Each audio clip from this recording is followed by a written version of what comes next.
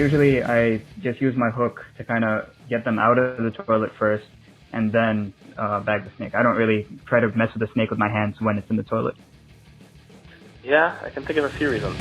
You are listening to Urban Wildlife Podcast. Hi, podcast listeners. We've been working on what is turning out to be a series of episodes about urban wildlife rescue, rehabbing, and relocation. We're starting with a two-part post about snake relocation, and this is a topic we've come back to. Back in August of 2016, we posted One Man's Pest is Another's Gorgeous Rattlesnake, and that featured an interview and outing with Brian Hughes of Rattlesnake Solutions in Phoenix, Arizona in the United States. We can talk about how we might share urban spaces with wildlife that uses our cities as their homes too. But that can get more difficult with wildlife that can kill us, such as rattlesnakes, or in these interviews that we're featuring in this two-part episode, we're talking about cobras and Russell's vipers and Australian brown snakes. Quick aside, in the United States, we have completely unrelated brown snakes that are small and harmless, but in Australia, the same name is used for much larger relatives of cobras that can kill you. So if you're in the United States, don't get scared about brown snakes. If you go to Australia, don't go picking up the brown snakes.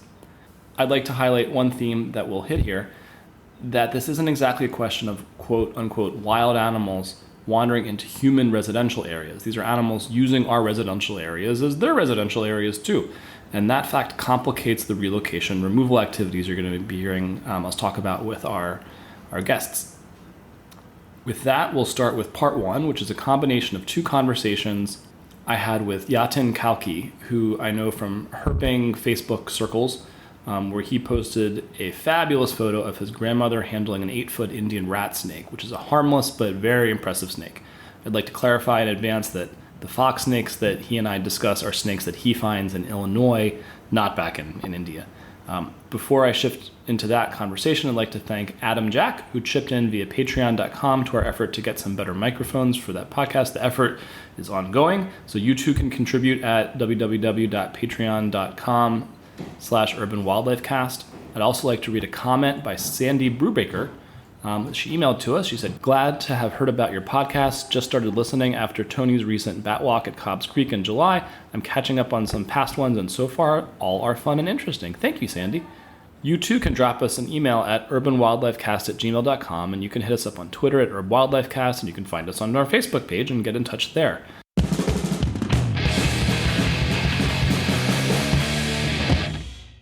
How did it happen that your grandmother was handling what looked like a 6 or 7 foot rat snake? Yeah, that one was actually 8 foot. Well, my grandma's been pretty big supporter of my, love for wildlife and stuff. And recently she's taken more of an interest in snakes.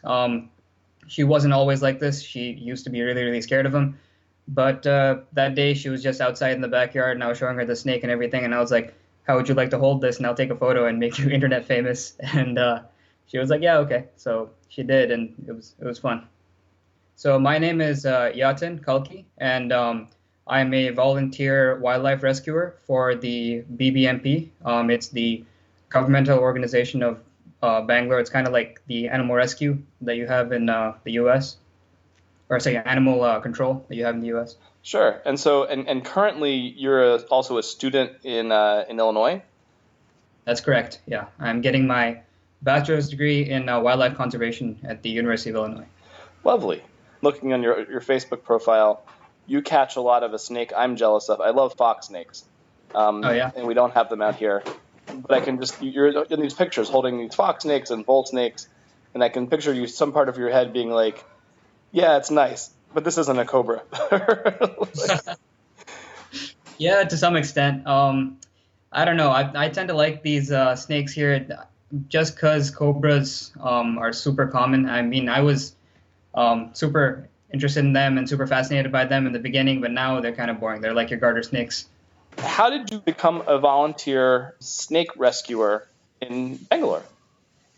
So I grew up in the city, and when I was younger, I used to see snakes entering my snakes were all over my neighborhood, and my neighbors used to kill them a lot of the time, and that used to make me really angry. So around the age of 17, I decided that I would learn how to catch snakes, and I did a bunch of research and stuff, and bought the right tools for it, and started catching snakes around my house. And I started off with the non-venomous ones, and my parents were kind of okay with that. But once I tried to catch the venomous ones, they weren't super happy, so I did a lot more training, a lot more research. And then finally, they became okay with it somehow. And yeah, I just went from there. I've been doing it for the last almost 5 years. For people who aren't familiar with your hometown, talk about it a little bit. What kind of city is it? So Bangalore is the third most populous city in India. It's also called the Silicon Valley of India. It's a highly urban environment. And you wouldn't normally think that it would be a great place for snakes, but there's a handful of species that just seem to do really well in the city. There are little patches of tropical dry deciduous forest in the city, but the majority of it is concrete jungle. And somehow the snakes persist in that as well, living in the sewers and just living everywhere. So what are the common ones that you tend to see? Of all the snake rescue data that I've collected over the last couple of years, 41% of all the snakes have been cobras. 21% are the Indian rat snake, which is a non-venomous large colubrid. And 19% are Russell's vipers. And then the rest of the snakes are non-venomous and much more infrequently encountered. The part that struck me is that you have a large proportion that are venomous. And then what I was wondering is that because people know that they're venomous and thus call an expert, or is it because that's representative of what you actually just tend to find in people's backyards there? You know what? I think it could be a little bit of both, but from my personal experience, just, I don't know, walking through some of the more natural areas in the city and herping on my own time, I do see a lot more of the venomous snakes, and they're just, I don't know, they're likely more numerous than non-venomous ones. But as far as a bias with people calling for venomous snakes over non-venomous snakes, I think that also exists, especially with cobras, because a lot of times people will call me for a cobra, and then they'll say, oh yeah, I only called you because this is a cobra, and we consider them sacred. If it was any other snake, we would have killed it. So that definitely plays a factor. The dimension I hadn't even considered. Okay. There's no such regard for the Russell's vipers? Nope. Most people, most people can't really identify them. Sometimes people think they're pythons and stuff, but I've seen a lot of Russell's vipers get killed like before I even get there. Like I'll show up when they say, oh yeah, there's a snake that's right outside my house, and this is usually at night because Russell's vipers are nocturnal. And then by the time I show up that spot, they've already beat it to death or something. That happens quite often. So just, again, I realize that I'm jumping ahead and assuming knowledge that people might not have. Could you describe a Russell's viper? What does it look like and what is it? So a Russell's viper is a true viper, and it's pretty stocky-bodied snake, and it's got these circles that run down its back. It's very, very distinctive, and it's a really beautiful snake. Its temperament is pretty, I wouldn't classify it as aggressive, more so defensive. They're slow-moving snakes, so when people walk up on them, they can't really get out of the way super fast. So what they tend to do is they'll coil up with their head at the center of like a spiral-shaped coil, and they'll hiss super loud, inflating their body to like 3 times, its size. And it sounds like a really, really loud pressure cooker. You can hear them from like really, really far away. The largest one I've seen was about 5.5 foot. I haven't really heard of them getting over 6 foot or 7 foot or anything like that. I've heard of 7-foot cobras though. But the majority of the Russell's vipers that I do find are around 1 to 2 foot long. And which species of cobras are we talking about? I'm sorry. The spectacle cobra. That's the only one found in Bangalore. Okay. So then spectacle cobras and Russell's vipers, if I recall correctly, they're pretty high up on the list of snakes that tend to kill the most people, correct? That's correct. Yeah, I think they're both within the top 10. I'm sort of trying to suppress my kind of like geeking out on how cool these snakes are. But they're just impressive snakes. The Russell's vipers, I mean, as someone who in the northeast of the United States, the only impressive vipers we have really are timber rattlesnakes. And yep. I think of a Russell's viper as kind of like comparable to a timber rattlesnake in size, shape, demeanor, that kind of stuff. Yeah, I think they're about the same. Yeah, I would say they're very similar in terms of size and definitely demeanor. thinking about that showing up in my backyard. What do you know about actual mortality or bites in Bangalore? Are these snakes that people do tend to get bitten by a lot in the city, or is that more of a rural phenomenon? I think the snake bite epidemic in India is more rural in nature. I've heard a figure of about like 46,000 people getting killed by snakes every year in India, which is astonishing. But in the cities, we don't get that many bites just because we're not out walking around in the fields barefoot. And I think the snakes that we have in the cities aren't as active around the times that people are most active. In Bangalore, I have heard of a few bites, but most of them have been of other snake catchers and snake people, or people trying to kill the snake or anything like that. Not many accidental bites, really. So when you show up and someone has called and you're the guy in the scene to catch the cobra or Russell's viper, how do you actually catch it? Okay, so I have a snake hook and a pillowcase, which is what I started off with. I used to have a bamboo stick with a coat hanger attached to it. I've since upgraded from that. And I have a bagger now, which is kind of like pole with a hoop at the end, and then there's a long bag that's attached to it. So there's like a little hole for the snake to go into. And what I typically do is in the beginning, I wasn't super experienced, so I used to pin snakes behind the head and pick them up by their neck. And I did some research about that, and that wasn't really the best practice to follow. So now I barely even I rarely touch the snakes with my hands. Only if the situation really, really calls for it do I tail the snakes and use the hook. Otherwise, I just use the hook straight up to kind of guide the snake into the bag. Or I set the bag up in such a way that I can go over and somehow maneuver the snake into the bag on its own using just the hook. That's pretty much how it's done. Part two, now that you've got a venomous, quite dangerous snake in a bag, what do you do with it next?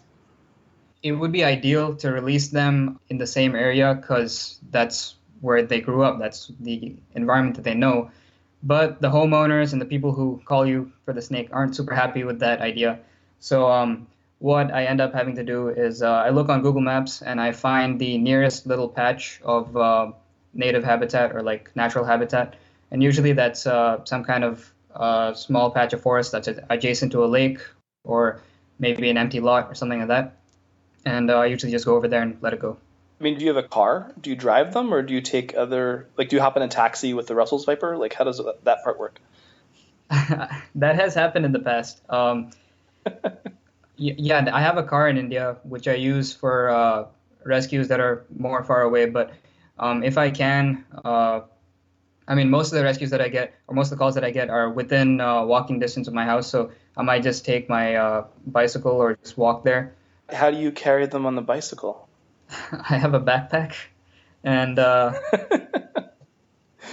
it's probably not the best practice. Well, because a Russell's Viper, I mean, a decent-sized Russell's Viper is going to have fangs that could get through your backpack, is the thing. Yeah. So I usually, if I am carrying a venomous snake in my backpack, I tend to put it in the I don't know, the little compartment that's like one compartment away from my back. So the one that's like the outermost one.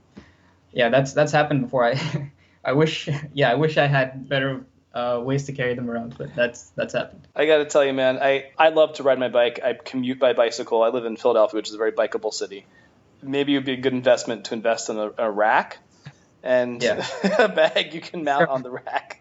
That's a great idea. The reason I don't take my car for most rescues, especially the ones that are closer by, is because when you get a rescue call, time is of the essence. So like, there's been a whole bunch of times where I'm late, or I don't know, I got stuck in traffic or something like that, and either the snake ended up escaping, which I'm fine with, I'm happy with that. But the worst situation is where they ended up killing the snake because they couldn't wait long enough for me to show up. Yeah. So if it's one that's close by, and in Bangalore the traffic is really, really bad, so I'm better off just jumping on my bike rather than going in my car. So I want to shift a little bit to the thing that I think most immediately spurred me to get in touch with you, is that you had put a call on Facebook out to other guys or other guys, women, I don't know, herpers in Bangalore, because you're pulling together a kind of like a species list for the city. Yeah, that's correct. So right now there's no comprehensive checklist or anything of the snakes found in Bangalore. So whenever I go and do any educational, I don't know, presentation or anything, I have to use my own data, which isn't really representative of what was found in the whole city, because snake catchers that are in South Bangalore or West Bangalore are finding like completely different set of species than what I'm finding in East Bangalore. And I just wanted to see what kind of variation there would be regarding that. And also, I'm working on a publication right now about using my snake rescue data from the last 3 years. And one aspect of that is comparing my subset of species with what is found in the city. And for that, I actually need to have an inventory, which is not present at the moment. I'm going to let myself geek out for a second and drill down on a few species that you had listed. So I noticed you had two species of sand boas in the city. Yep. What kind of where do you find a sand boa in a big city like this? Well, I'm not the best person to answer that question because I haven't seen a sand boa in the city yet. The village right next to my house, I've actually heard of a sand boa being seen there one day when it was like super rainy or something. And the red sand boa, which is Eryx jonii, it's also considered, I don't know, sacred, auspicious, lucky. I'm not really sure. It's some kind of superstition involved with that. But whenever the local people do see the snake, they keep it in their house, hoping that they're going to get like a lot of money or luck or something like that. It's supposed to be auspicious. So this is one of the reasons that this snake is not doing too well in the wild, because they're like collected for this stupid reason a lot of the time. And I did hear about that snake being found in the village next to my house, and then there was I heard a tip off about it being present in some shopkeeper's house or something like that. And then I tried to, I don't know, probe into that a little bit, and then people came up and warned me saying, don't mess with that, you're going to dig up some stuff you don't want to get into.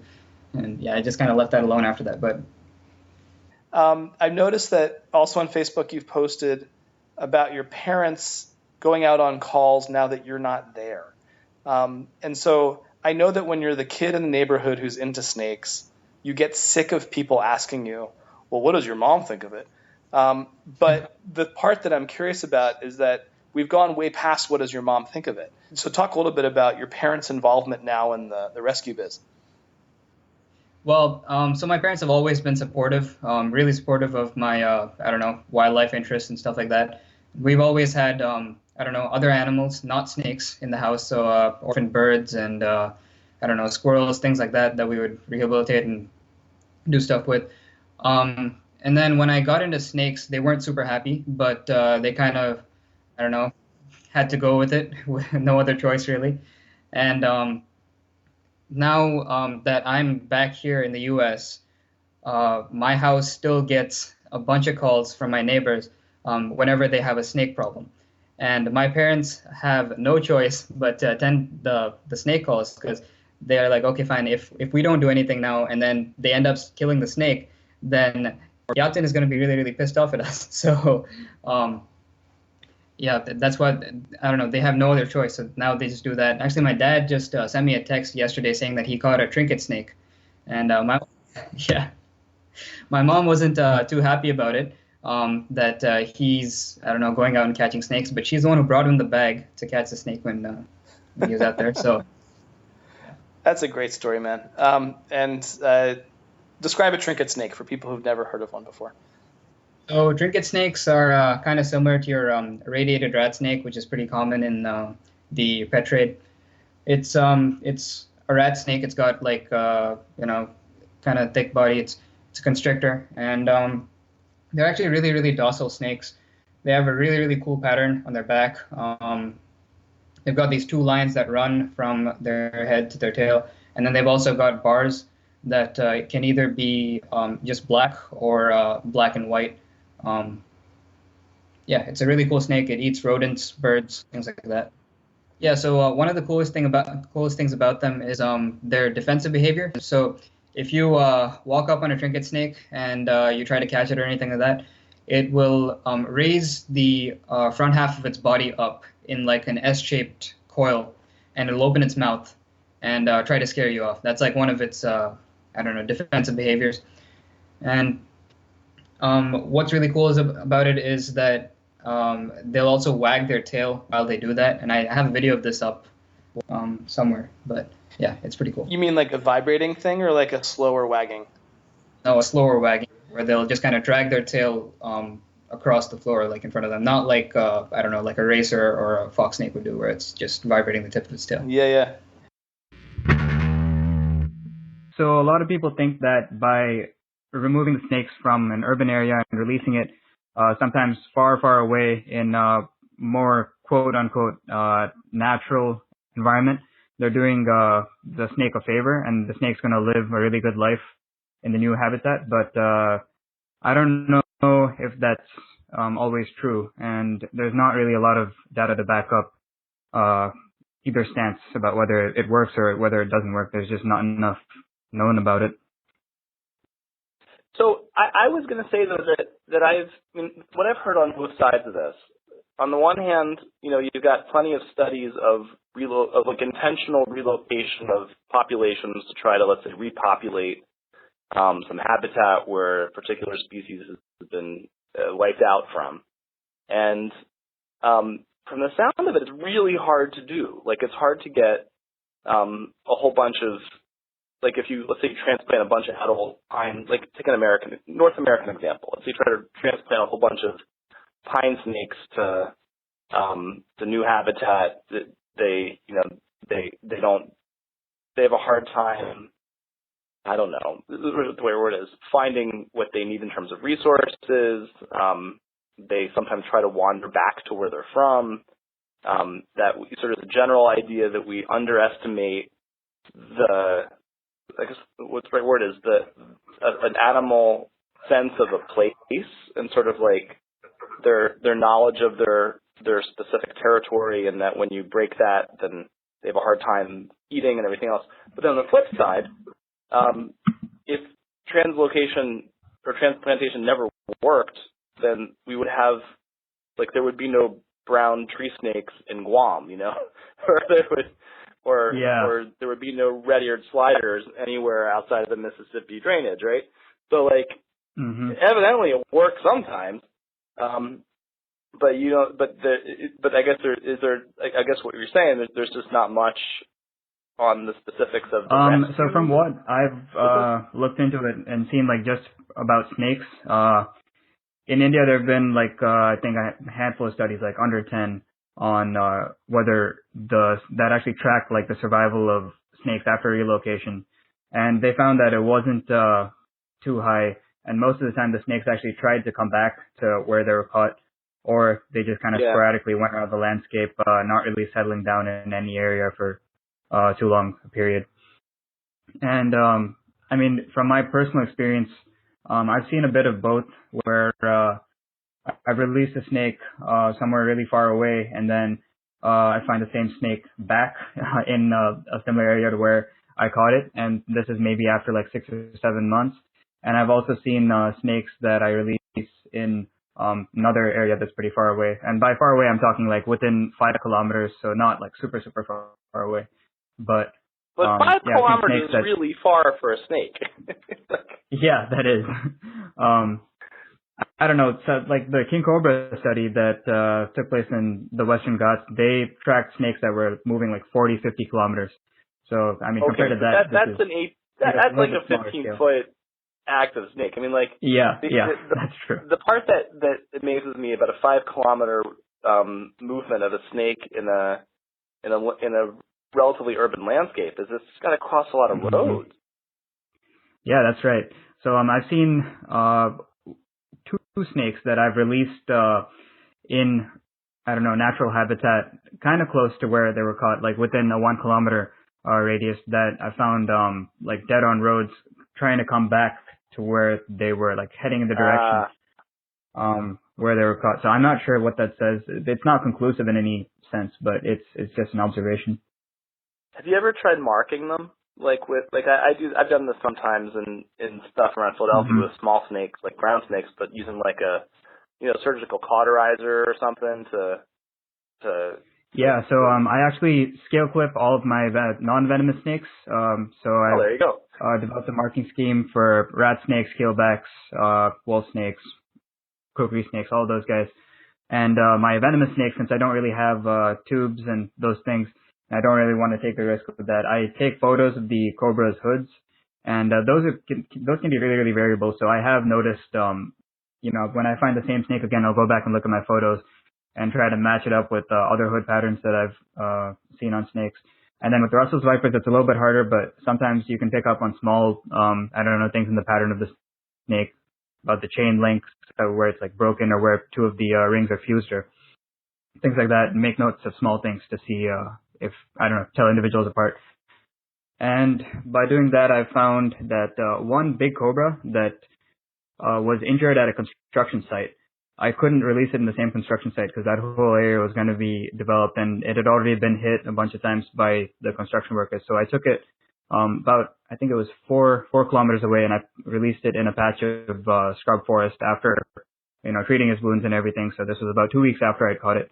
And at that point, it stayed within that patch for 7 months because I caught it 7 months later in another person's house that was right at the border of that patch of habitat. Not bad. Of course. Did you tell the people that you had released it right near there? I could totally see. I leave those details out. I wanted to talk a little bit more about snake rescue in Bangalore. Can I set the stage about like how exactly it is, not just from my personal thing, but like on a broader scale within the city? Okay. Yeah. So each little locality, village, area that I would say is about maybe 3 or 4 square kilometers is controlled by or has 1 or 2 snake rescuers, and that goes on like throughout the whole city. So there's a ton of snake rescuers in the city, and some are actually logging any of their data or taking notes on what they're finding, or sometimes they don't even know what kind of species they're catching. They just catch the snakes and they put them in a bag and release them somewhere else. They don't even know what they're catching. And I've looked at other studies and stuff that one of the studies said that among all the vertebrates in urban areas, there have been the least number of papers published about herps. So mammals, fish, birds, they're way, way more represented in terms of ecological studies and population studies and everything in urban areas, and herps just aren't surveyed, as much. And there's other papers that say within reptiles, snakes are the hardest to get info on. And I think that since these people are encountering snakes so often, because I'm sure if you looked at every single snake catcher in the city of Bangalore, you'd probably get upwards of 100 records per day. And that data it's not being recorded right now. Very few snake rescuers are actually recording what they're finding. So if somebody was actually able to harness that data and, look at it on a broader scale, they'd be able to see really cool patterns about like seasonal variations in species and maybe, regional variations in species and several other natural history related things too that we couldn't even imagine at this point. Let me tell you about the first ever cobra that I caught. I was 16, and I got a call from my neighbor who lives about 3 doors down, and they said there's a snake in their bathroom. And I thought it was a rat snake or a keelback because that's what I usually had caught at that time. So I walk in and I see this about 4.5 foot cobra coiled around the faucet of where they would wash their hands in their bathroom. And apparently the owner of the house, the guy, he had gone to the bathroom in the morning, and then after he was done, he was trying to wash his hands, and he heard hissing. And lucky for him, he turned on the light before he put his hand on the snake to turn on the faucet. And that could have ended very, very badly for him, but he was lucky, and he saw the snake before.